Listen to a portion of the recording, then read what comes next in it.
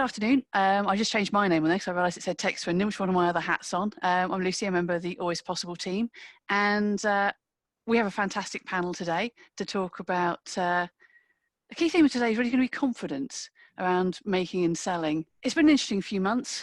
We've all had very different experiences of it. It's all been turmoil. I mean, none of us knew what to expect. We all thought back in early March this could be a short-lived entity. It could be the rest of the year. We had no idea, did we? And we've all approached it differently. I know that we're emotionally and physically, it's been a bit of a roller coaster. And the point of today is to we've got an amazing roundtable to talk about how artists in many different mediums have approached this challenge.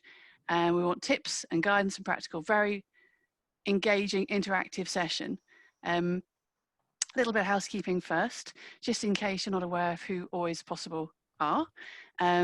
We help leaders work out what's next. Always Possible supports society transformation through research, events, and radical collaboration. And we help build businesses through mentoring, planning, support, and guidance around inclusive growth and decision making. And this is a series of events, lots of topics. If you haven't seen the other ones, they are available to watch back online, and there'll be more coming. And this particular session is delivered in collaboration with the Brighton Arts and Creative Industries Commission and Merton Cultural Advisory Group, funded by the Brighton and Hove City Council and London Borough of Merton. I have specifically been working with the Merton Creative Project, speaking to the vast creative sector in that borough that I used to live in, and understanding the scale of it. I lived in certain pockets of it. You don't realise how large it is, and also the diversity of the creative community and the challenges they've been having. We started that project at the end of last year. I finally got to go back to Merton. I used to live in Morden and Rains Park many years ago in March.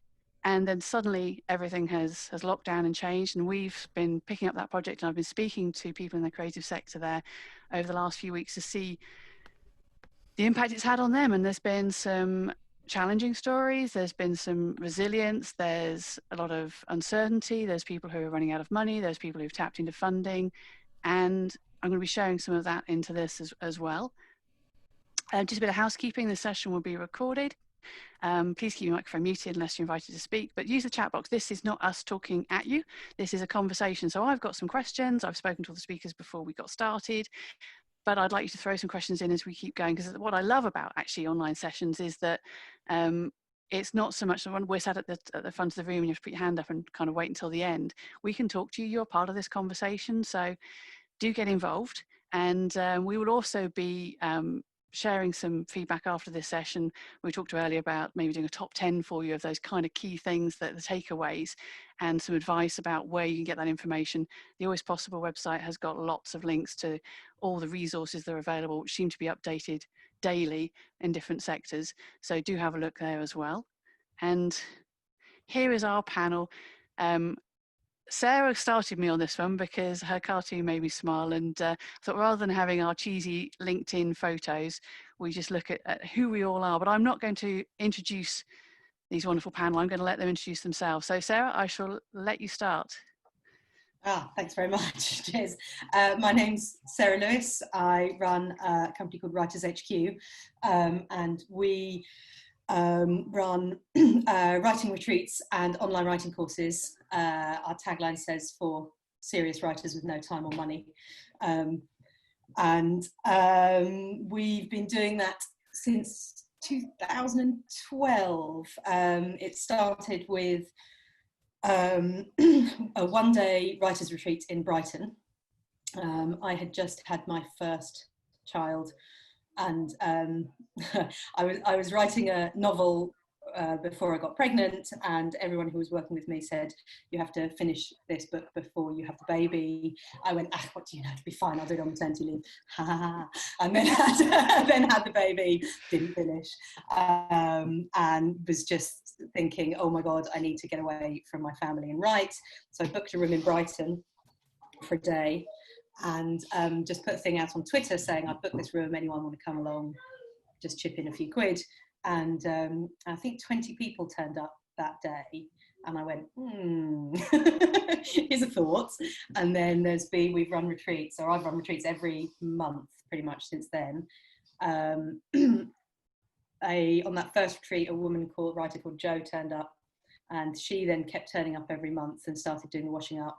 and then I started picking her up on the way, and I stopped charging her, and 6 years later she's my business partner and best friend, and we do everything together. It's brilliant. And yeah, so now we have, well, before lockdown we had 16 events, live retreats every month.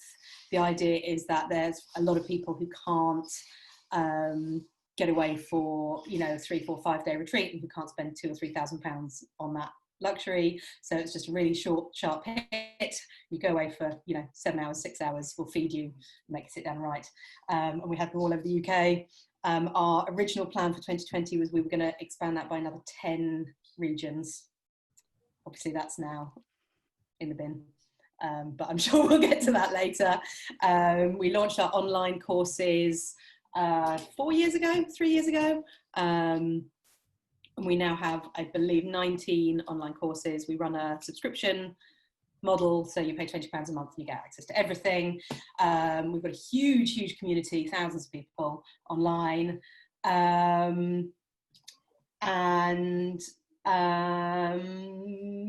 else can I tell you about Writers HQ? That's it. I mean, Joe and I are both writers, but now, we launched Writers HQ ostensibly so that we could, hilariously and naively, so that we could have more time to write. We thought if we had work that was paying us that was in the area of writing, then it would sort of free us up in other ways. But actually now this is all we do. We love it, it's brilliant, but it is all we do. So yeah, we had to cancel all our live events in the beginning of March. People started cancelling at the end of February. We cancelled them all halfway through March, which was very emotional actually, because obviously that's the first time since 2012 that we haven't run them, and we don't know when they'll be back. And we took them online, which was a bit of a gamble. We run them online and we don't charge for them. So we lost 40% of our income overnight, which was terrifying, and replaced it all with free stuff. So that's where we are right now. I don't know how much. Well, we can touch on that, because as you said, it was a bit of a gamble to go online, wasn't it? And you weren't sure how many people were going to turn up on that first weekend, and the numbers are mind-blowing. The numbers are mind-blowing. So our real life retreats are, we've always worked on the basis of accessibility, and we, Writers HQ very vocally stands against literary snobbery, and you know, we sort of have a manifesto on bad language and bad spelling, which, you know, and bad grammar, which we actively encourage. And, you know, we just believe everybody's voice is valuable. And that means that our events and our courses have to be accessible to people who might not otherwise be able to access them. So we kind of work on a model of low cost, high volume. So it's kind of, you know, cramming as many people in as we possibly can, but for a quality product. So anyway, our live events, we'd have maybe 15 people in a small room. Obviously we can't do that anymore. 15 people per retreat, roughly speaking. And then we looked at doing it online. We weren't entirely sure how it would port across, because one of the things with physically going to a retreat is that, I mean, we actually do lock you in a room and turn the internet off. So you kind of don't have any of those distractions, and you can't forcibly do that to people over the internet. So we had no idea how it would work, because essentially it's just us going, now go and write and then come back and tell us about it. And you can still go and do the washing up, or, you know, watch Netflix or whatever. We just didn't know if there would be that interest in it. And we ran the first online one, I think the second week of March we did that. So we still had our live events and we did the online one as well. And we had 300 people on both days. We did it Saturday and Sunday. So we had in total 600 people turn up. I think having some discipline would help me. I think it's because that's exactly what your retreats are, is that you've got to do it. There's no excuses. There's no procrastination. Yeah. So that virtual event, just booking it in and being a part of that is really important. And I'm reading Tony's in the sidebar on the chat about charging for events. I mean, that's something we're definitely going to talk about. It's freemium, feels like a risk, but as you said to me, that's data. You're getting more information, engaging with more people who maybe thought, well, I can't come to that because I can't give up my Saturday or my weekend, whatever it is. You took away the barrier. Absolutely. Being a part of your community. What's happened is, I don't know if we're getting this specific yet, but yeah, like I said, we have taken away that barrier, and it is much more flexible, and we have check-ins throughout the day, so everyone meets first thing in the morning, you set your goal, and then you check in every hour or two and say, oh hey, this is where I am, this is where I am.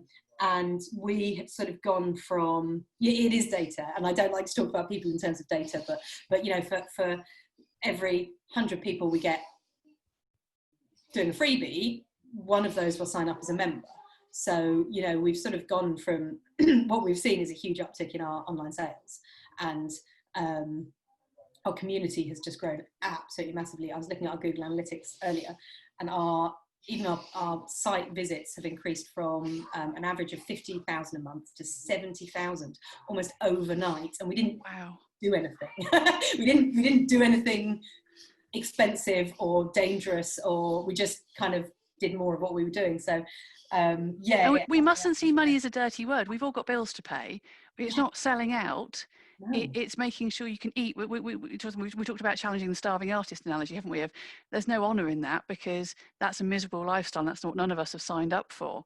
We have got bills to pay, but it's doing it in the right way. You're helping these people. You're giving them focus and drive and motivation. Yeah. And then they sign up for more. You're not making them sign up for more. You're not locking them in a room until they sign the purchase orders, are you? No, and we do have a very soft sign up process. You just draw me in with your character, with your social media. Kind of, you're nagging me on social already. You've already got that relationship, and you know, it's one of the things you just think, I really just need to get my arse in gear and do this now. Yeah. But that commercialization line, I'm gonna lead this into actually now speaking to ALASTAIR about what they've been doing, because I think that links in nicely, ALASTAIR, with the approach you've taken over the last few months. Is ALASTAIR joining us? He's busy. Yeah. Hello. Yes, so I run a touring theatre company. It's called the Original Theatre Company. So if you're down in Brighton, we're at Theatre Royal in Brighton, not selling many tickets, unfortunately. It's difficult theatre at the moment, but also down the road in Eastbourne and in Worthing and all over the country, sometimes in New York as well. And we've been going for around 15 years. So we do sort of 2 to 3, now 4 shows a year, and they tour sort of 50, 60 to 100 performances all over the place. And at the time of the lockdown, we had 2 shows out. One was just down the road from those of you in Brighton, in Eastbourne. It was opening or reopening. It was a show called The Habit of Art by Alan Bennett, had Matthew Kelly in it. It was a success for us in 2018, and we brought it back. It was going on a big UK tour, and then in fact yesterday it should have finished in New York, which we're really excited about taking it over there. We spent sort of 3 years developing it to that point. And then at the same time, we had a brand new play that was touring called The Croft, and that was in Croydon. And on March the 16th, as many of you, as we all know, theatres were advised to close, and we closed, and all our staff, all the actors, everyone was just out of work immediately. And the industry went into kind of complete meltdown, where it remains, frankly. It's a complete disaster at the moment. So we've had all our income cut overnight. We've had our shows in the autumn all cancelled. And we currently think we might be getting back out in the spring, but we don't know. So, and we're in the same boat as so many other people. So it's, you know, it's certainly a tricky time. But I suppose what this is about is what you can do when, you know, when the theatre's closed. There was no way for us to put our work on. So we had to sort of think about what we could do to fill the gap, either wait. We're part of a group called the Independent League of Producers. So a lot of the major producers up and down the country, and a lot of those producers just decided to ride it out, wait the storm out, reduce their costs, mothball and wait. And a smaller number were keen to sort of do something and try things, maybe the younger ones in the group. And at 36, I'm still just about on that side. So anyway, so what we did is we put both of those shows, we filmed them at the last minute on, in fact, the 16th and the 17th of March. And without getting any permissions, we got it in good faith to start with. And within a week, we managed, from Alan Bennett to every single member of the company, drafted contracts, created agreements, filmed, edited, built a website, and put both of those shows online. And they launched the following week on Thursday. This was before the National Theatre and the RSC. And again, interesting for people like Tony and those making comments in the sidebars about charging. We did charge very reasonably, £2.50 each for a show ticket where you normally spend £25, £35 and you're getting it for £2.50. And to begin with, there was no price resistance. It was a bargain. We tried for them to pay a bit more, and that we encourage people to pay what they could. And if people couldn't afford anything, we'd give them the links for free. And then all the free content, which people so generously gave up within the industry, the National Theatre and One Man, Two Governors came in, and we found it much more difficult to shift tickets because people were resenting having to pay when they could get things for free. And that became a big obstacle for us to get over. And in fact, interestingly, the shows finished last night online. And last week we did amazing sales, partly because it was the last week, but I think also partly because people are now beginning to come around to the idea that, you paying is okay. Like as Lucy said, it's not a dirty word to have to pay for, art. It costs money to make it. This was made specifically for lockdown after all, these two shows. I think people are now respecting the value of the potential loss if they don't continue supporting the creative sector. There's been a lot more press about that in the last couple of weeks, that, Cameron McIntosh can say, right, he's going to put everything back till next year. He's the anomaly in all this because he's got the money. As you say, there's a lot of people, and it's not just he might have the money, but it's the other people you're supporting, as you say, the actors, the support, the production. There's a huge ecosystem here that if you just close the doors of a theatre, impacts. Yes, it's huge. Think of all the restaurants, the leisure, the tourists, all the ancillary industries that work in harmony, if you like, or with theatre, and it's going to be really tricky. So how we get back to doing it, that roadmap that was announced, which was completely unhelpful, as in we're already sort of doing stage 2. It was just a farce, frankly, and there's I don't need to, everyone in this room sort of is understanding about where things are at, but it's, we've got no support from the government at all in that sense. So what we're basically doing is we're having to do it ourselves whilst we wait for some solution that may never come. And sadly, we're already seeing all the number of companies, agencies, and theatres already redundancies, closures, and that will only continue. That is the fact. There is no income coming in. They cannot survive ad infinitum. But let's be positive. So what we have done is we came up with a crazy idea, which was one of our big successes a long while ago, was a production of Birdsong by Sebastian Faulks. Huge epic novel set in the First World War, goes in and out of time. And we toured it, and lots of people saw it. Over 6 years it toured. And Rachel, who did the adaptation, she's now an associate for my company. So when we had a meeting, a bit like this sort of meeting, and we sat down, we said, what on earth are we going to do? How are we going to survive this? She said, well, you could do an online reading of Birdsong, and we could maybe get Sebastian involved and it would be fun. And that was sort of in early April, I would say. And we dismissed it really because it was just difficult. And play readings on Zoom, some of you may have done these, but some work well, and the bigger the cast, the more people, the more bodies you've got in the room, the harder it is to orchestrate. They take quite a lot of rehearsal and time, and Zoom is a frustrating medium, often creatively speaking. Mm. But then we ran out of ideas. There were lots of plays that we thought, and we just thought, well, we can't really get any, we're not going to get anyone to give money to sort of see a two-hander, we thought, on Zoom, and unless we cast it really big. And well, look, let's just go for it. Let's just do Birdsong on Zoom and do the best that we could. And so it's now Monday the 29th, and it's going live on the 1st of July, first day of the Somme. And so we're in the final edit right now, and what it's become is a full-length feature film. It's epic, it's huge, it's sort of completely different. We started on Zoom filming it, and we were going to have an editor who would come and just choose between the one shot and the gallery shot. A sound designer would come in, and we were going to try and costume it so it would look good, and we'd use the virtual backgrounds. But then Zoom reduced bandwidth, and it's difficult with internet connections anyway, and sound, anyone who's tried this will know there's a lag. It's really not ideal. It's not built to make theatre. It's meant for conferences and great events like this. It's not meant to do plays set in the trenches and in 1910. And it just wasn't working. But we'd sort of committed by this point. We're talking, everyone was being paid. It was all financed on a government bounce back loan. So that was my great thing. I just go further into debt by taking on this big loan, which is personally guaranteed. So it was all invested in basically making Birdsong. So we thought, well, okay, we got to find a way. So what we did is we came up with a solution, and the solution is you basically, we sent out, anyone who didn't have an iPhone, we sent them an iPhone.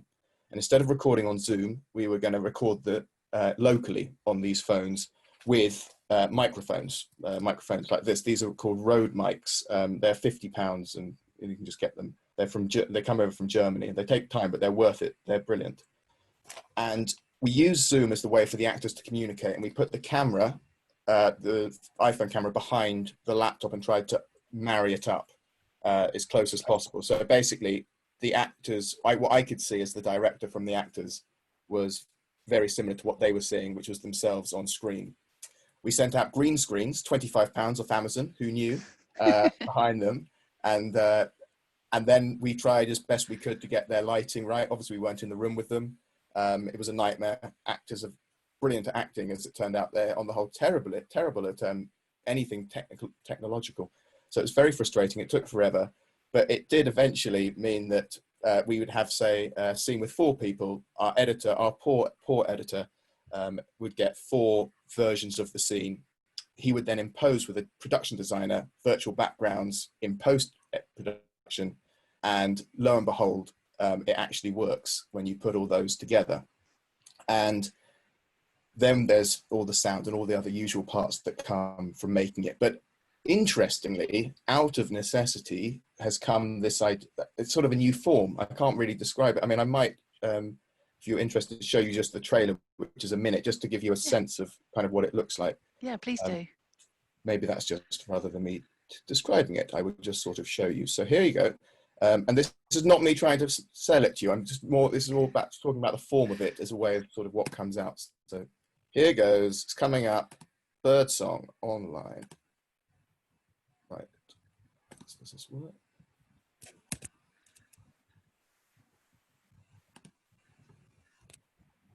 Yeah, here we go. Don't miss this.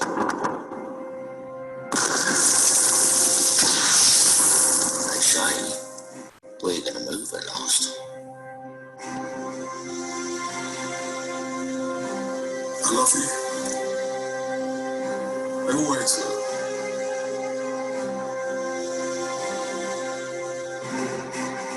I would do anything for you. Do you understand?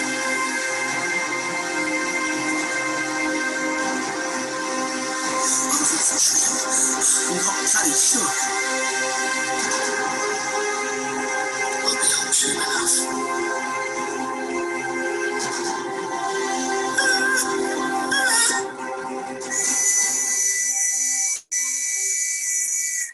If you go with him, you're going to hell.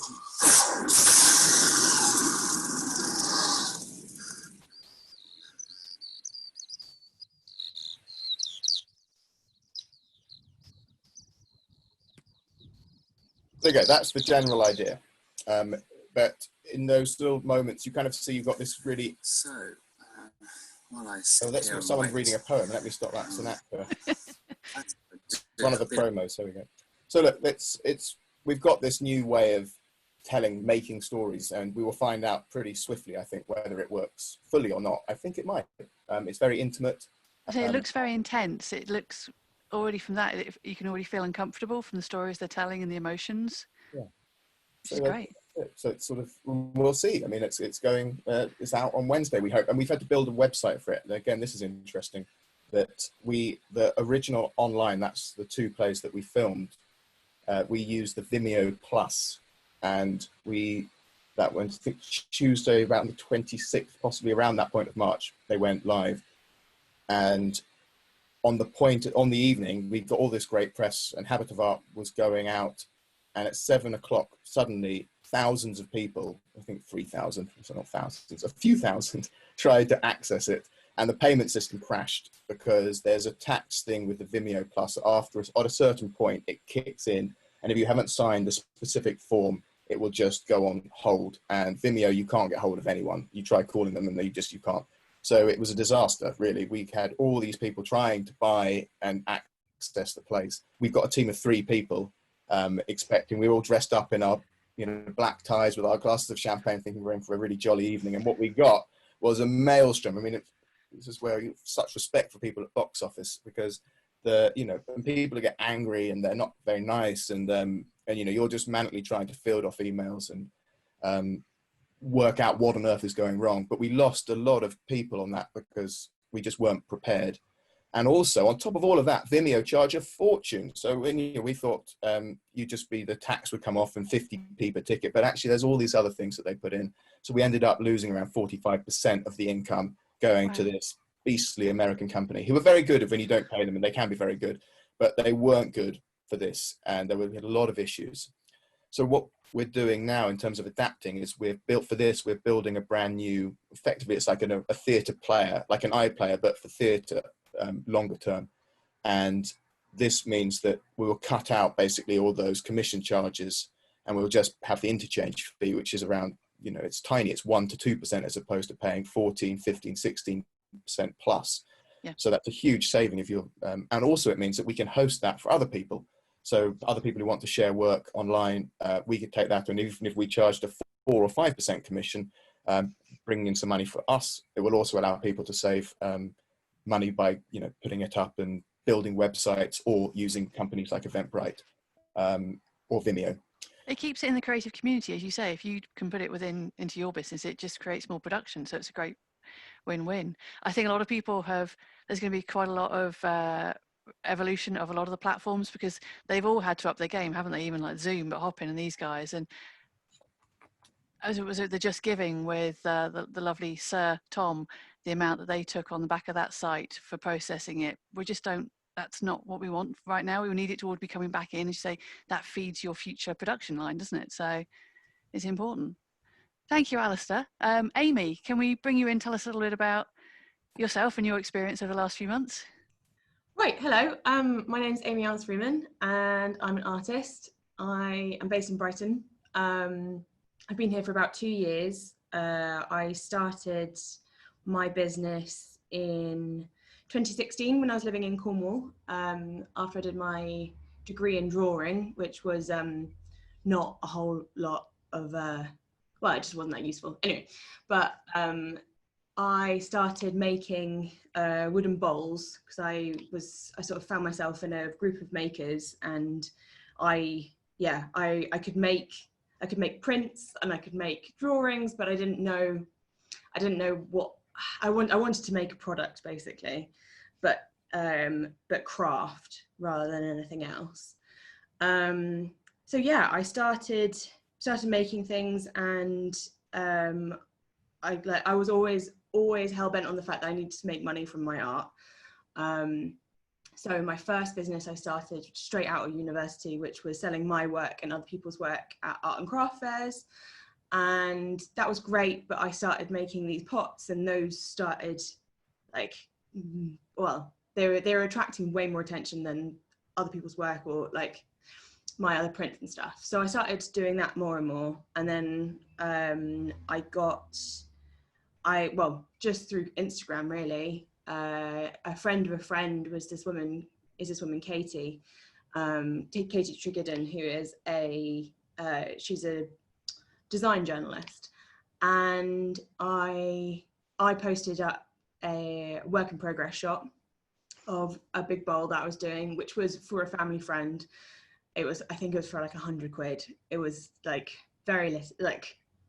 not very much money, and I put a work in progress shot on, and she reposted it in the morning, and I was a cleaner at the time, and I got a call about 4 hours later just being like, hello, this is London Design Fair. We really like what you, Katie just shared your photo, and we really, really like what you do. What are you up to at the moment? And I wanted to be like, I've just cleaned a really posh person's toilet, but they actually meant what I meant, what are you working on? So I just completely lied and said that I was making a whole collection of furniture, which was a complete lie. But they called me in the February of 2016 and offered me a stand in the September. And so, yeah, I launched my business. And off the back of that, I got a collection of my bowls in Le Bon Marché in Paris. And then I got a call from Liberty London and did a like couple of seasons with them, which was, I mean, wonderful for the business, horrible for me because they are really difficult to work with, and I mean, it's just corporate. And I think being like a young sort of independent maker, I wasn't quite sure of the model that I wanted to go down, because I didn't really, wholesale basically isn't for me. I've learned that now. And mass producing things that take hours and hours and hours, which no one ever really understands in that world. And they go, hey, can we have 60 pieces in 3 weeks? And you're like, oh God, no. But you think that you kind of have to because you're on your own, and that, and they're Liberty London. Anyway, so I did that for a while. And then I escaped to Thailand for 5 weeks, so I just needed a break.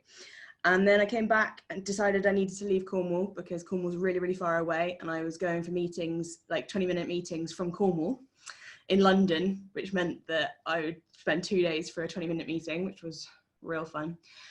And then I moved to Brighton and I started making all sorts, and I've gone down more of I hand paint clothing and do more illustration work, and I work with brands for logos and do murals. And yeah, before lockdown I was curating a really wonderful summer, because I usually work at festivals doing I've sort of been trying to sort of get my foot in the door with festivals and stuff, because it's so much about who you know, but I'm desperate to get into more of the decor stuff, and I was finally getting there, as well as doing the retail, so having my stand, selling my products. Anyway, I managed to get a whole summer done, and then March happened, and yeah, I think I went into a complete decline for about 2 weeks.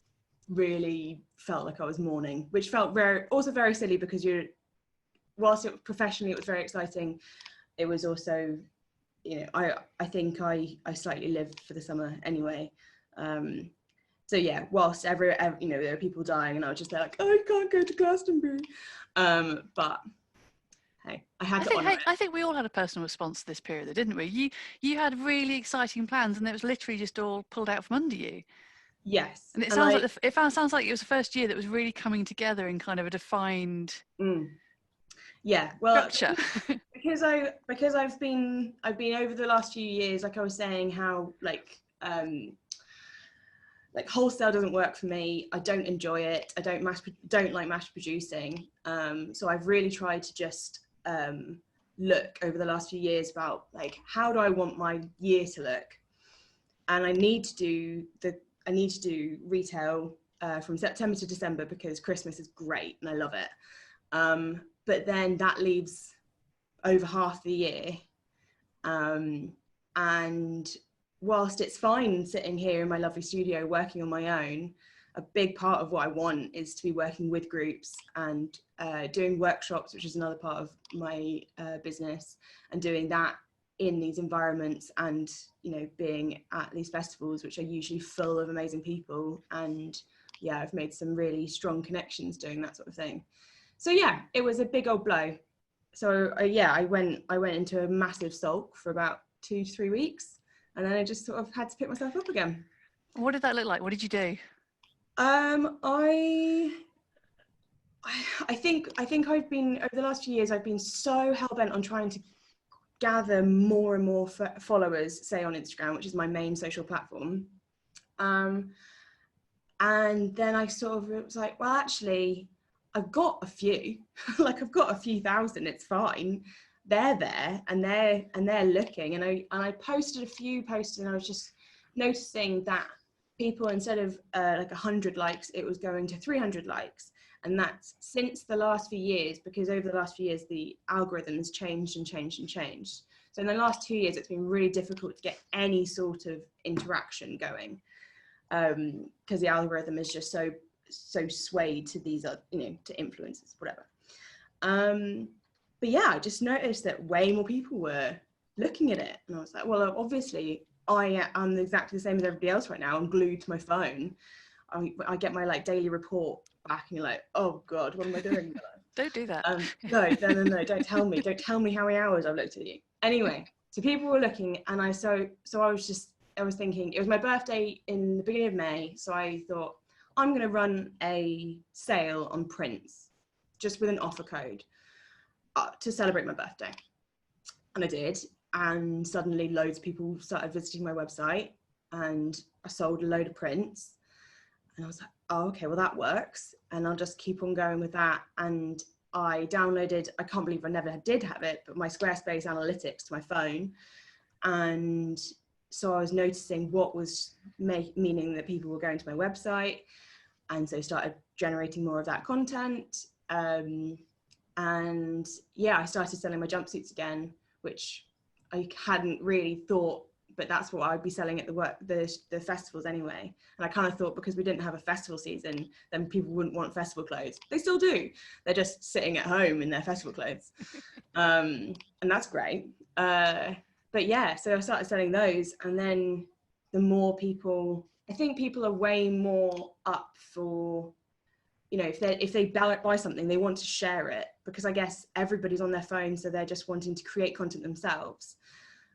And so yeah, that's just sort of snowballed, and I've had more sales on my website outside of Christmas time than ever before. I think I love that a random punt made you start actually looking at the analytics and go, oh yeah, this is like a commercialization of it, but it was organic. And as you say, you chose print because a print was something you could actually make quite a lot of. It's quite cost effective. Going back to that, not wanting to be like a wholesaler churning out of things, you can do a good print run. Yeah, in quite good time. Prints I only added that to my sort of online shop and like what I put out in the markets last year. So yeah, and they have the best profit margin on them. So I thought, well, might as well just, you know, halve my profit margin, or actually no, it's way bigger than that. But yeah, just do that and see what happens, and it really worked. A print is generally quite a good hook for anybody into a creative brand. The hook always feels like the affordable thing you buy at the gallery, or the I really like what you do, but I don't know if I can afford the showpiece. A print is a lovely, easy way to get a piece of art into your home, an affordable piece of art, because not everyone's spending lots of money. No, and it's also something that's very easy to post, because that's what we've all got so reliant on now. And yeah, also sending the higher ticket items when, I mean, the post has got way better, but there was a time where a lot of things were going missing and taking a long time. So you don't want to send a £200 jumpsuit through the post as much as you want to send a £35 print, which costs you considerably less to make. Consumers get grumpy when post doesn't arrive, even though it's not your fault. You can actually damage your relationship with a consumer if they don't get their jumpsuit, even though it's nothing to do with you. Yeah. It's tricky, and you don't want to upset people, but also if a jumpsuit goes missing, it's a fair few hours of my hand painting time, and that sometimes, if you're feeling a bit down, that can be a real kick in the teeth. Yeah, can be quite upsetting. It's interesting, we've just touched on data again as well. This has been a theme over the last, with Sarah and with ALASTAIR, is that actually you're looking at data, and it's not this commercial negativity, is actually you're learning what your audience are, because when you go to a show, when you're at Glastonbury, you're getting that in-person experience of what they're warming to and what you're getting their feedback in real time. And it's how we replicate that in lockdown to see how people are feeling and what they're enjoying and what they're looking at. You're getting that from your analytics, which is desperately unsexy and uncreative, but really powerful. Yeah, it's and sometimes quite surprising. It's like, wow, they're really, that blog I wrote about X is inspiring people. Yeah, massively. And that's, yeah, for me, I've been trying to like strike a balance between, because my Instagram is so much part of my business, but I want it to not be that, you know, I don't want people to turn off from it because it's just clearly a commercial tool.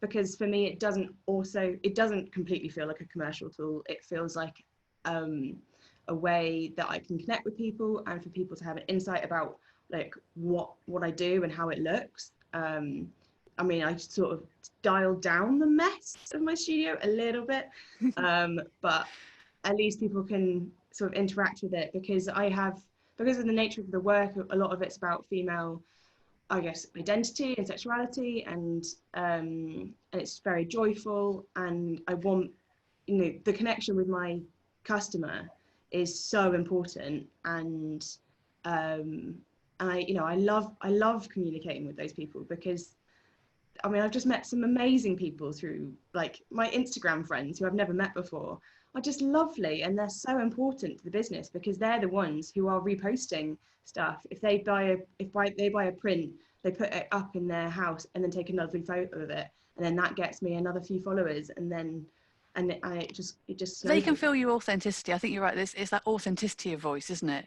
You might be slightly tweaking some of the posts based upon what you like, but it's not going to change who you are creatively as an artist.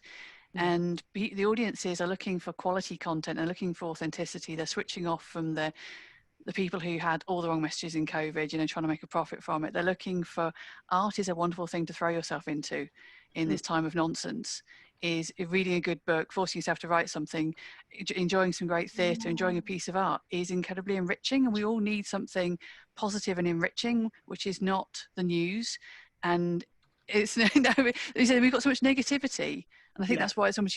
We all are getting back to being creative. The gardening has gone mad, hasn't it? This year, we've all got back into our gardens. That's a form of creativity for some people, but we're not finding reading books easy because our brains aren't quite where they should be. So it's that beautiful piece of art you've got in somebody's home just makes them feel a bit better. And as you say, they're sharing it, and it keeps on going from there. So maybe this is art having a renaissance of actually the positive impact it has to people mentally. I think so. I mean, I get so many people saying, you know, oh, I've been staring at this blank piece of wall for 3 weeks because I'm working from home. Please do something. And that's really nice. And I think that people are so much more minded about the fact that the like real heroes, especially sort of the retail heroes of this time, have been the small businesses. Because I mean, I think like where I am in Brighton, you'd be screwed if you didn't have the independent like greengrocers and stuff, because like the alternative was huge queues at Sainsbury's. And I think that people, even that has fed into the mindset of people supporting local and independent makers of all kinds. We have proactively searched local, haven't we? There's been websites crop up with local, as you say, whether that's cakes or artists, or we are suddenly coming back into our own little bubble, and that's positive. And how long it'll last, I don't know, but I think a lot of people I know have engaged more with the community than they ever had, because we've suddenly been forced to. Absolutely. And I think that people, like I've had it because so many people have had lockdown birthdays. You want to send something to someone, and instead of going, I don't know, to any sort of big chain, you go, oh, what are those things that I've been liking on Instagram for 3 years? Maybe I could buy one of those things. Or and I think I've noticed so much more of that. So that's really positive. Yeah. No, thank you very much. Last but not least, Rachel. Hi, thank you. Hello. Inspiring. Oh my gosh. Wow. But there's a good point Richard's made about being creative at home. And I think that's the issue, is if you haven't got a space to go to. We've all been struggling, no matter what field we're in, to find a workspace. They say, I'm stuck in a rental. We couldn't move into our new house, and so I'm stuck in a room that isn't mine, trying to focus. At the beginning, that was really hard. But Rachel, hello. I'll start going for tangents. Tell me all about you. That's okay. I'll keep it super snappy so we can jump into roundtabling pretty soon. So I'm Rachel. I run Soundcastle, and we're a community music organisation. So we support families, at the moment families who are stuck at home, but usually families in community spaces, and adults in a journey of mental health recovery. Both of those groups we work with in terms of their well-being, resilience and connection through creative music making. So we do songwriting, storytelling, and we support them to express themselves and find their sense of identity through learning what music can be in their homes and in their lives. So predominantly working with people who've would never identify as a musician or who haven't made music before. And we've been doing that since 2011, always on the ground, 100% of live delivery in community spaces. We'd never done anything digital, and then obviously lockdown kicked in and it's been a bit crazy since then.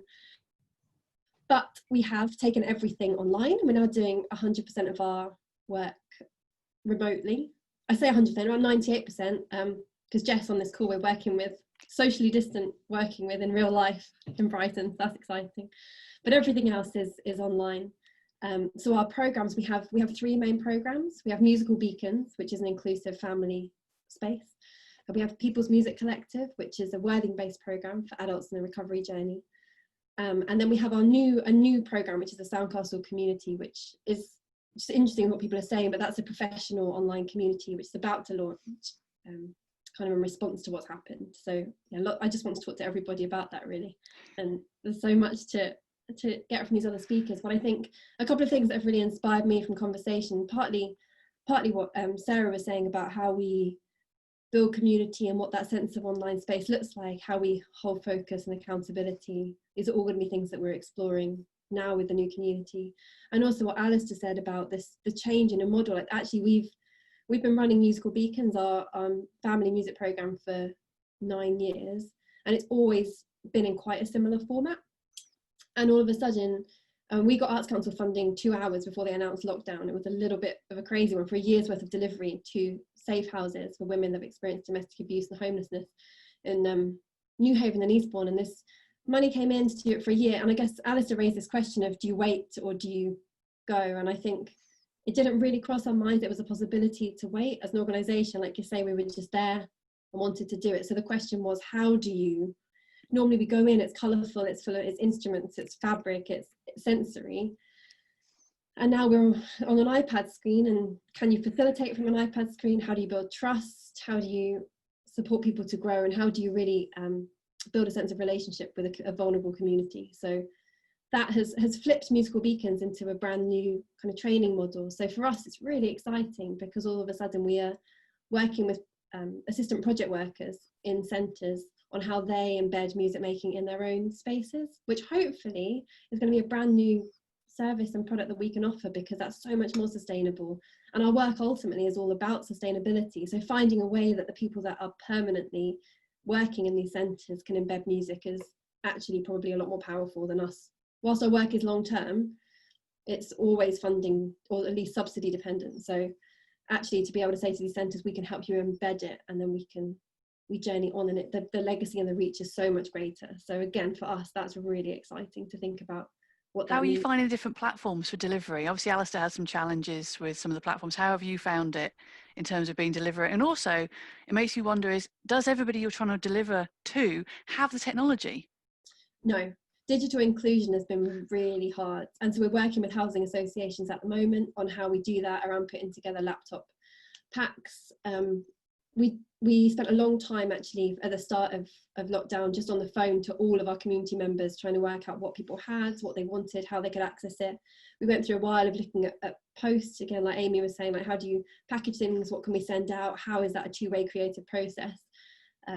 We've got members of our group, particularly the mental health group in Worthing, who don't want any technology in their life. That's been an issue for them in the past. They don't want engagement with technology. So we were in a place of, with one of them, we only communicate through letter, other people only through landline. So really with those people, it was negotiation around what they wanted, and a huge amount of kind of coaching work, mindset work around how we support people to make the shift. And actually it did result in people buying one another some kit that could afford to, us supporting wherever we could with headphones and all kinds of like grappling for these funding pots and moving things around and trying to make sure it's as inclusive and accessible as possible. But yeah, the tech and also the training and how to use the tech, even if people had an iPad or a laptop, actually we've done a lot of one-to-one coaching on how to use Zoom. And it's become a big part of our practice as creative musicians. We all know that feeling. I didn't know how to share my screen earlier. That's normal. Every new platform has different ways of working. That's even not the untech savvy has a problem with that. Yeah, totally. So that's been our world for a little while. So yeah, some interesting platform challenges, but I think it's really encouraged us to engage more with the social, more with the putting stuff out into the world, but also, you know, seeing this thing of who's our community and who is our work for, because suddenly, particularly in our sector, there was suddenly this urge of everyone to jump in front of the camera and sing songs and wave flags and try and reach every child across the nation. And I think for us, our work's so geographically specific in very tiny communities across the UK. So we wanted also to keep those communities held and feeling connected, and so that when we get back on the ground, it's not suddenly shrinking a programme, it's finding a way that it works, that it's So how quickly did you pivot then? Was it, you said you got your funding just before lockdown. Did you just have to kind of immediately start from a new world scenario? Yeah, it was pretty much overnight that we got this, and then we were in touch saying, okay, we've got a year's work. We probably can't be in for at least 9 months of that. Let's see how that goes. Yeah. It's been an amazing partnership. So luckily the centre have been really, really supportive. And our team, I mean, I work with a team of 4 amazing women, all of whom are completely innovative and resilient. And we've worked remotely as a team for the past 6 years or so. We started all in London and we've spread across the country. So we're very used to working remotely ourselves. So for us, it didn't feel like such a shift. But yes, in terms of the programs, it definitely is. And in terms of the fundraising, the emergency funds that came out, I know we're talking today more about sustainable business models, but we applied for a lot of emergency funding. And that was a roller coaster of kind of all online, 24 hours, just go, right. Like, no, well, like we kind of advocate for well-being, and we did not advocate for our own well-being when that happened. I think this is it. If you have an organisation, funding has been maybe in some ways easier to reach. I think a lot of the creatives that I've spoken to, whether they're freelancers or providing resources into theatres, for example, aren't getting help. Yeah. And we talked about when we first spoke about sort of this this call is actually what advice can we give to those who are freelancers, who haven't got funding coming, who are struggling with focus and motivation, but still need to pay the bills. Definitely. And this was huge for our team. One of the first things we did, so we're a relatively small team, so we're a director team of 5, and then we have 7 associates, so it is a small team, so we could be really resilient. But the first thing we did was try and do a bit of a skills audit of our team. Like, we know they're all brilliant music facilitators, but what else can you do, and what else can we find money for you to do right now? Like, how can you work with us? And it's been amazing. And actually it flipped halfway through. So one of our facilitator teams started making jewelry and donating all her funds to the business. I was like, hang on, this has gone the other way around. But it was a really beautiful creative exchange. And I think that's been really important for us, is thinking about the freelancers, the people that we work with. How do we keep the work real and live and happening for them, and hear their voices in it? What do they want to be doing right now? And I also, when we talked before this, is helping freelancers understand what their value proposition is, as you say, what they actually are, their pitch. Yeah. And we're going back into that awful swear word of commerciality again, aren't we? Of, it's all very well being creative and making things and doing things and loving it, but if you've got to put money on it, you've got to go out to people and say, this is what I can help you with, this is what I can do. And it could be lots of things, but you have to go with an ask and look for the projects that are the right fit. And you've worked with lots of creatives on that side as well, haven't you? Yeah, so we've been working, I think we had a Zoom head start actually, because we started a Zoom coaching program for women creatives in January. So I had this like 3-month head start on how to use the technology, which was nice. And they've been amazing. But one of the things that I've been working on with the women in that group is to think, what are your kind of criteria for taking on work or for looking for work? And it's really important. Have 4 things that you think about when a new project comes up. Is it, and they're your own 4 things, but maybe is it financially sustainable for you? Does it put you into a new network? Does it inspire your creativity? Does it make you feel healthier? Does it make you happier? Find your own set of values and apply them to every offer or opportunity that comes up. And then hopefully we're not just being guided by a desperate need to earn or to sell. We're also having that kind of creative satisfaction and finding the balance in opportunities.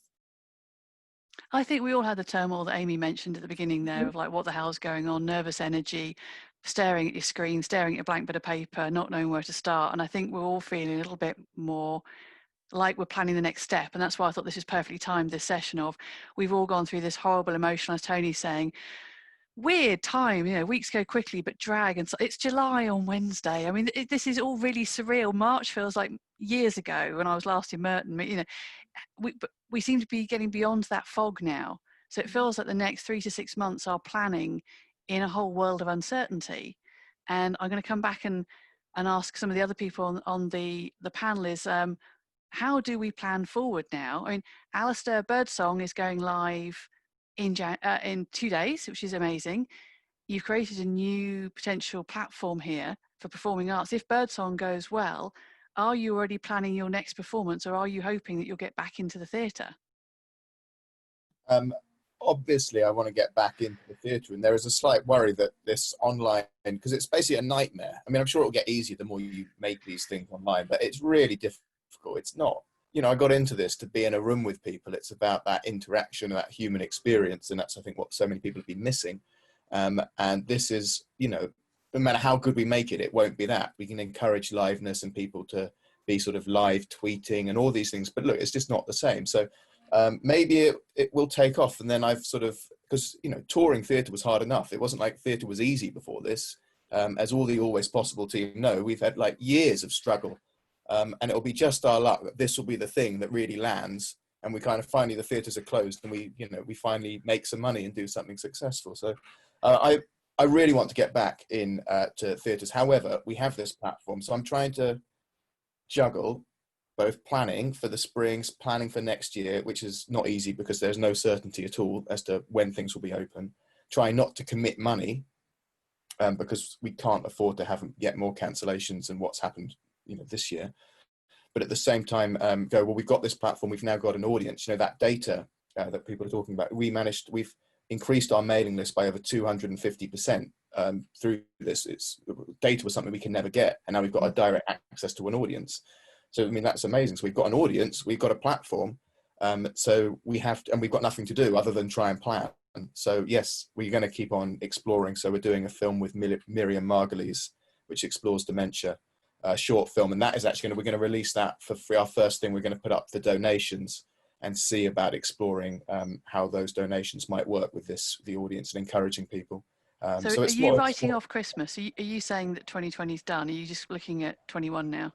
Yeah, look, we had a one-person show that was going out, another new player with Adrian Scarborough. We've been developing it for 3 years. It was opening in September, and a tour was booked. And we kind of, look, if anything can happen, a one-person show, it's got to be able to happen. And I think that we probably could have got Salisbury, a theatre in Salisbury Playhouse. We're going to open it, and they were going to be our first socially distant, so an audience of 80 in a 500-seater. But then Adrian said, look, you know, I've got to learn it. I don't want to basically perform to an empty theatre. I mean, it's going to be miserable. It's going to take me weeks to learn, months to learn, and all I'm going to get is 7 shows to an empty theatre. I mean, where is it's the atmosphere, isn't it? A lot of people said if we have it socially distanced, people go for the energy and the experience. Yeah, and so exactly that. Exactly. There's no energy, no experience, nothing. A theatre that makes theatre so exciting would have been there. So in the end, he said no, which forced our hand, and I am writing off for live theatre for us, and I hope not for everyone, but from what we're hearing, it is for everyone. The hope is that pantomime might happen in some form, but pantomime spend has to start now. You know, it doesn't just happen. You know, this stuff all takes time, and the people need to make decisions about this, but theatres can't afford to lose more. Yet for the pantomime, that's where theatres have a huge amount of their income generated for the whole year. Their cash cow. Yeah, I was speaking to someone today who's organising it and saying, like, we've got to make a call by the end of August at the very latest, because we're committing to £250,000. That if it then gets pulled nearer the date, getting insurance for that is virtually impossible. And but you say it's a major money spinner for the rest of the year for the theatre. So it's a horrible juxtaposition, because it is just we don't know how the audiences are going to feel and if they're going to want to come back.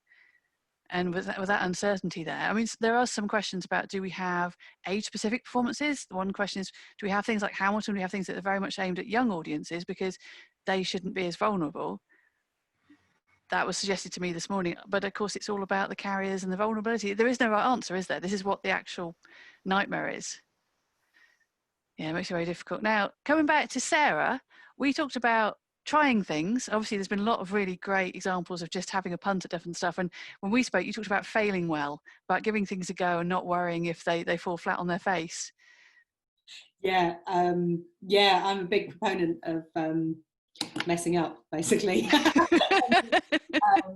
Launching into things. I mean, I'm sort of by nature, ironically, because a lot of the courses I write are about planning your writing, but ironically, I'm very much a kind of dive feet first in and just see what happens. So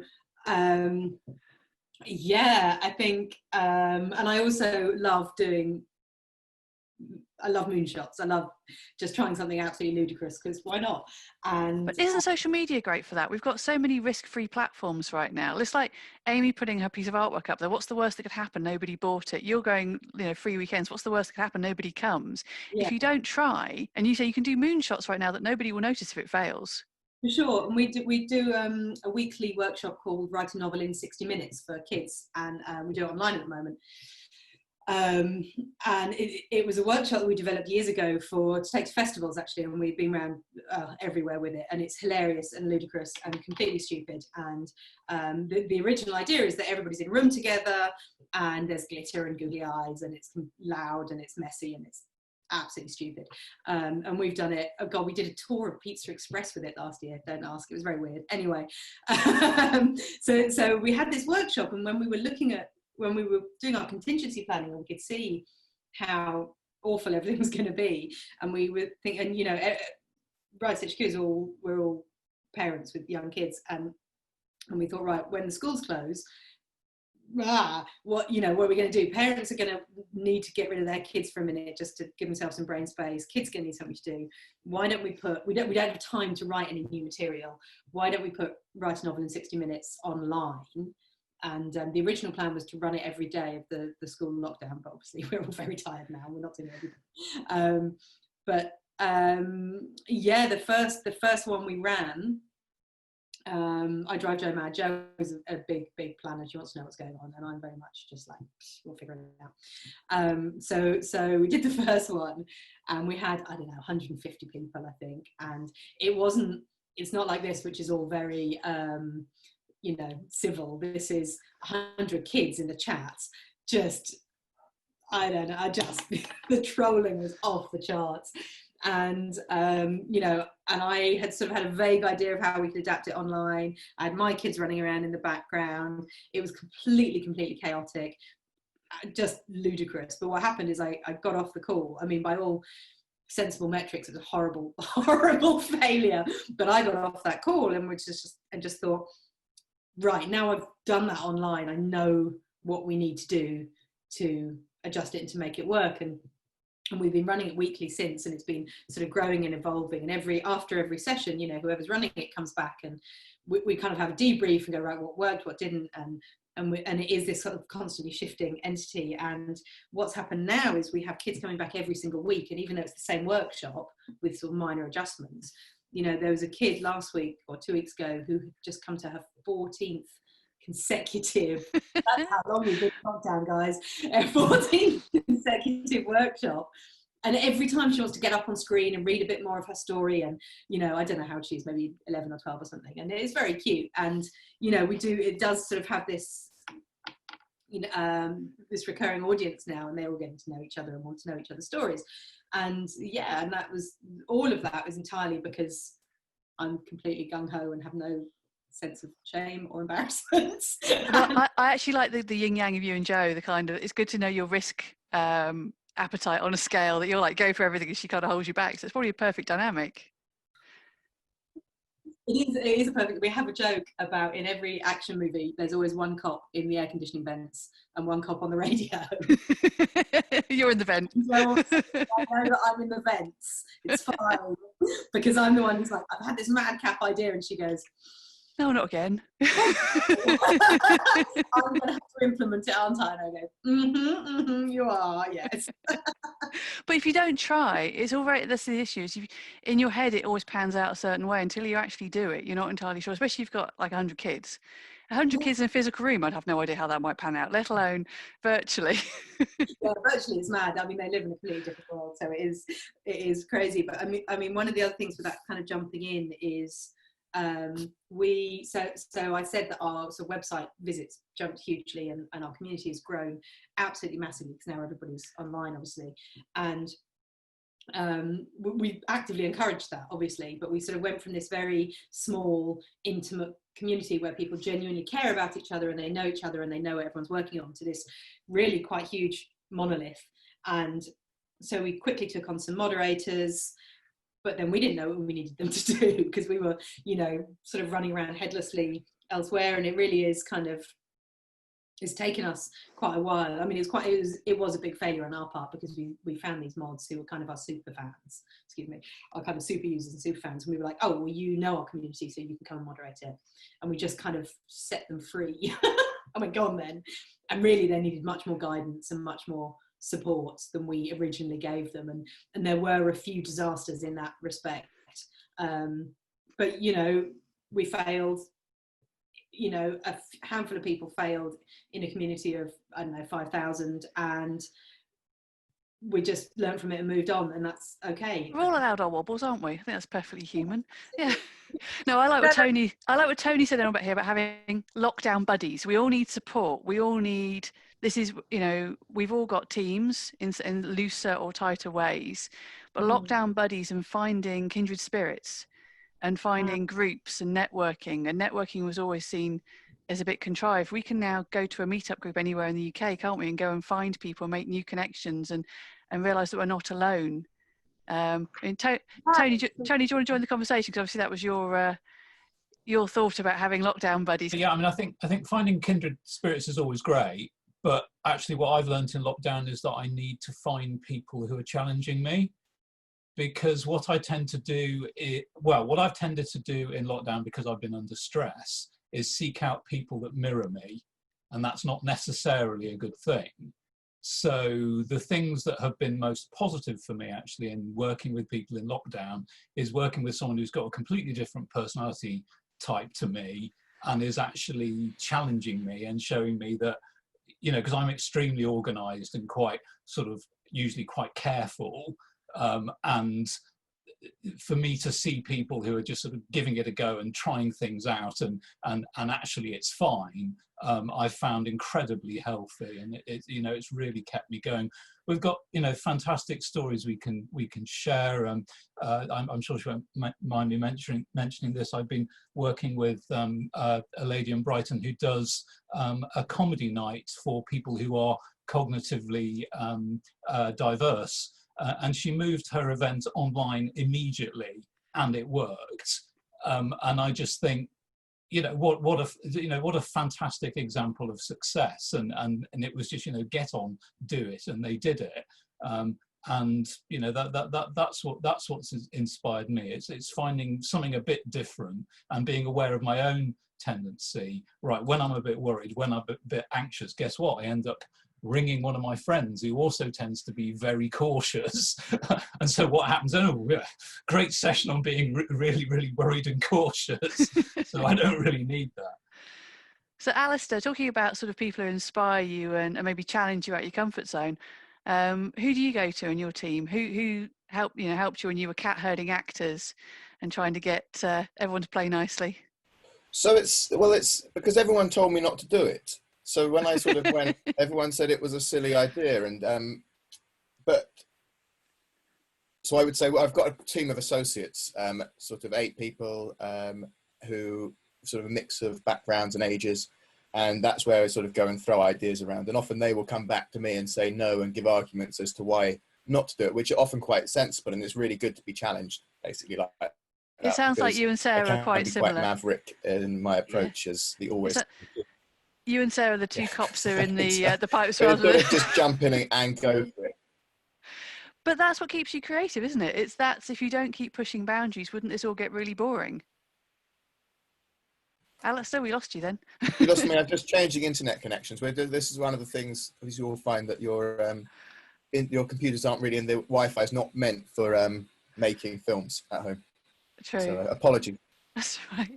Amy, I was going to ask you, your support mechanism seems to be quite a lot of your community on Instagram. Do you also have a group of artists that you work with in Brighton?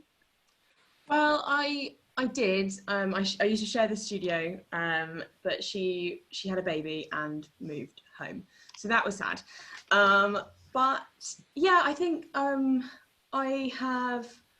Actually, it's really, really interesting, sort of finding people who challenge you, because I have a radio show in Brighton, and I have recently become friends with another radio presenter, and she's completely different to me, and she's in publishing, and is really, really good at PR. And whilst I'm like not bad at it, I'm definitely not good at it, and so it's been really, really helpful to have her sort of quite, I mean, I didn't ask her to do it, but she's just been kind of watching me and supporting me, and that's been really, really helpful. And just going like, so see that person who's messaging you, message them back and then say this, this and this, and you're like, oh, but no, and like, no, just do it, and you're like, oh, okay, yeah, fine. So it's really, really good to have that push. But yeah, I think I do have a lot of people online who I can connect with, but I'm definitely missing having a community in real life. I think because I'm still new to Brighton, I still haven't quite found it here. There's lots of creative people around me, but yeah, I would love to connect with more people. But I think essentially illustrators are quite sort of lone wolves. They don't really tend to travel in packs at all. And Sarah, meatloafing. I think we've all had some meatloafing. I'm gonna take that one. We like that one. But it's true. It's also admitting when you're not feeling okay. This is all about being positive and creating. But what happens when you're having a day when you're like, no good will come of it if I try today? And it's just acknowledging that that's the case for all of us some days, isn't it? Yeah, absolutely. There's been so much stress, and one of the things we found really stressful is just communicating over WhatsApp all the time, because you lose tone and body language, and and we've actually had our first proper falling out purely because we were just talking on WhatsApp, and there was so much tension anyway, and it just sort of all kind of got too much. But yeah, we have I don't know if people haven't read the comments, we have an internal system in place that sort of lets us all just tap out from any conversation, which we call meatloafing, because after the song I'll do anything for Writers HQ, but I won't do that. And funnily enough, it was a thing that started a couple of years ago as a bit of a joke, and it has sort of just stuck around.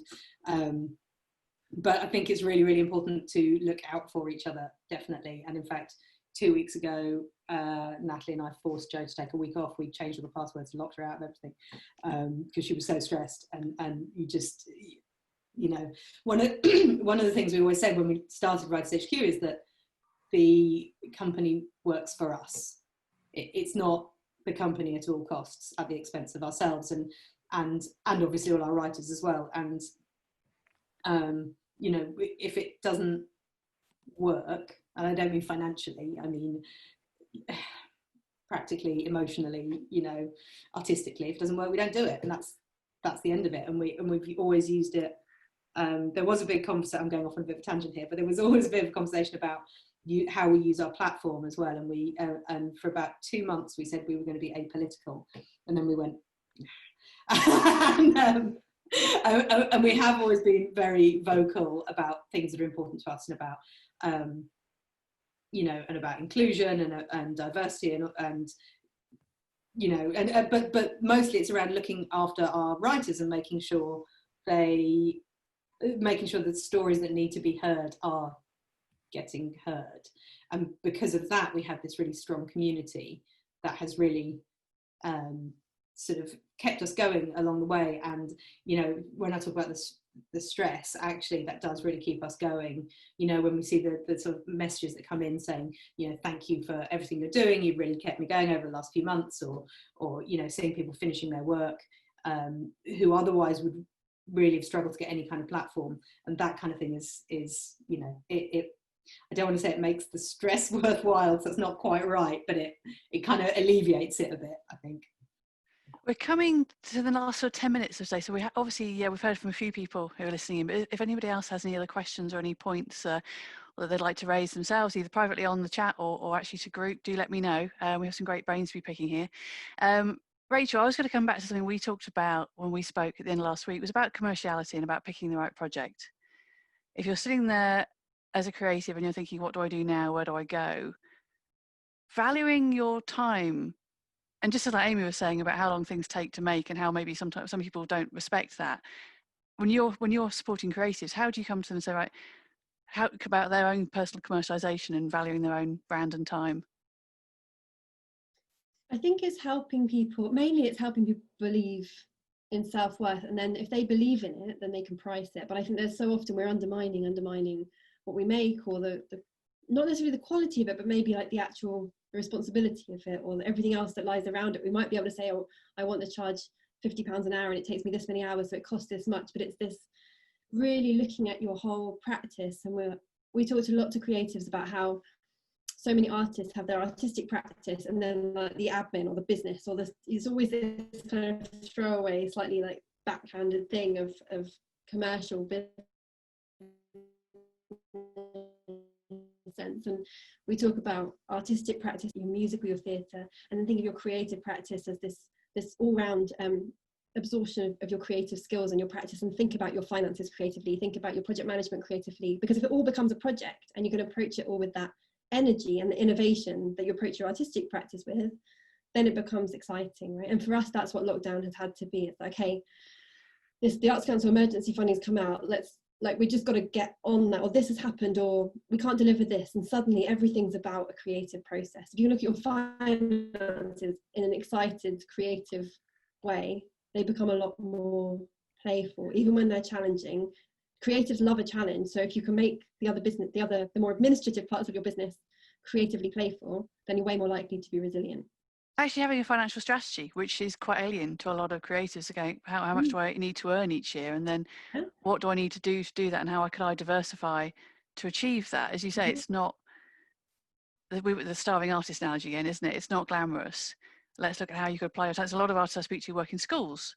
They do lots of different streams of work, which all enrich them and meet different people. Like Sarah meeting other writers, those people inspire you because you're around them. So what could you do that creates yourself a new audience or a new revenue stream? But do you think artists struggle to sell themselves? Yeah, massively so. I think it's a huge issue. It's a huge, huge issue. And I think it's interesting what you're saying about saying of people working in schools and like complementary jobs. I think that's also a really interesting point, because we support people with thinking about, is their complementary job the right thing? Like, they need it, most of us, like at least for a good chunk of time you do. So then do you want your complementary job to be something really creative and high energy, or like working in schools and doing like arts with young people? Or do you actually want it to be something really administrative and focused and calm? And like, what do you need as a creative?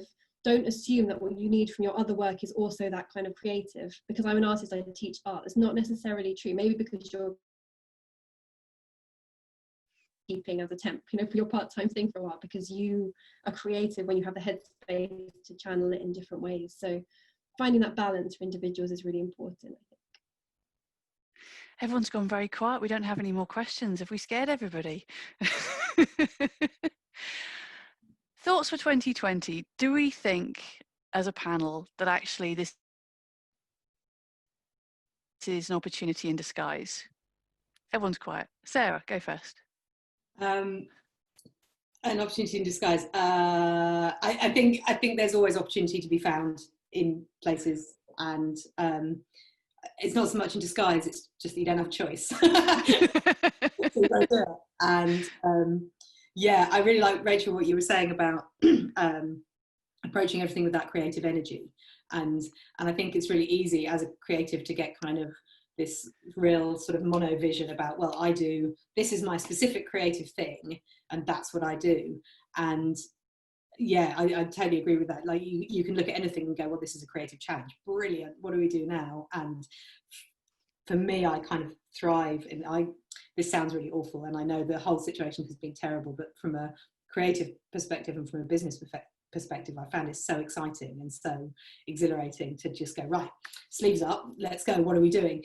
And I think there's a lot of opportunity. We had a Zoom meeting earlier with Rest for Ice HQ about when we bring back our real life retreats and how we're going to do it, and we went through a million different options, and I was going, why don't we do a drive-in retreat where everyone's sitting in their car, or why don't we do it like this, or why don't we do it like that? And everyone's going, Sarah, shut up now.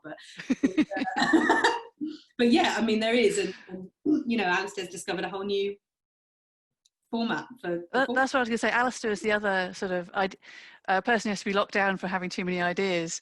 If you've decided that 2020 is not going to be the year of the live performance, are you just going to keep evolving and testing technology to try different formats?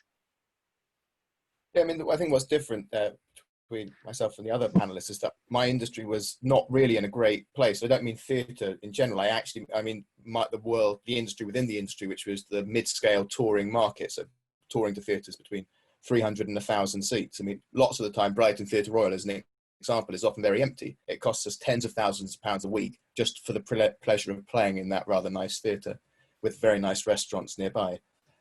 So it was looking like it was an uphill battle. And suddenly, on the positive side of things, everything that was difficult, like booking actors, and I can just call up Miriam Margulies' agent and go, we've got this script, and instead of them putting the phone down and going, sorry, touring, they'll go, oh yes, Miriam is bored at home and is desperate for things. So suddenly doors are opening that have always been closed. And instead of it feeling like we've been going uphill, which we have very slowly, now it's like we're going downhill with the breeze behind us, not necessarily pushing me in the direction I want to be going, but it's still pushing me to, a new, different pathway. And I think it is for us sort of letting go of some of what we had before, and part of what we were wanting and wishing to do, and going, look, the ground has changed. And now we're sort of pioneering this new territory. Now, this might not last forever. It might just be a holding gap for 6 months, but it's forcing us to look at the stories that we're telling, definitely looking at the people that we work with and trying to do things that we never thought we would do or find, or would have been able to do.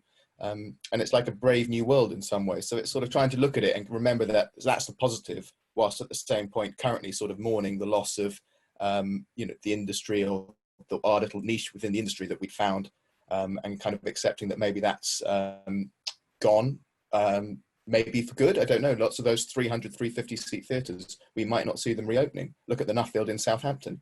If that can't survive, then it's all that funding and all the money that they had, behind it, and now that's gone, there might be others. So it's kind of trying to stand up, put one foot in front of the other, and keep moving. And when I saw that about Southampton, as you say, that just hasn't happened over the last 3 months. This is just the final nail in the coffin. This has been a long-term issue that is just now being highlighted, because that they wouldn't have gone under in such a short notice if it hadn't already been dying, unfortunately. Amy, what are your thoughts? Now you're not doing all these festivals, you're busy creating and building your community. Are you feeling quite positive about the rest of this year? Yeah, I feel okay. I'm really worried about Christmas, because that is, whilst it's I'm sure I'll do well on online sales. Going to those markets is a real huge time to engage in a whole new audience. My Instagram following is very much under 35, and that's not necessarily my commercial audience. My commercial audience is quite a lot older than that. Especially for the higher ticket items. So there's kind of no way of getting to them without these markets. So I'm really worried about that. I'm guessing it's just not going to happen. It's not going to happen in that sort of way, certainly for a long time. I feel like, weirdly, like the business will be fine. I think I'm just going to be a bit bored. I think that's. We just want to go back to the pub, don't we? This is, as you said, actually just physically meeting people and having a ramble chat.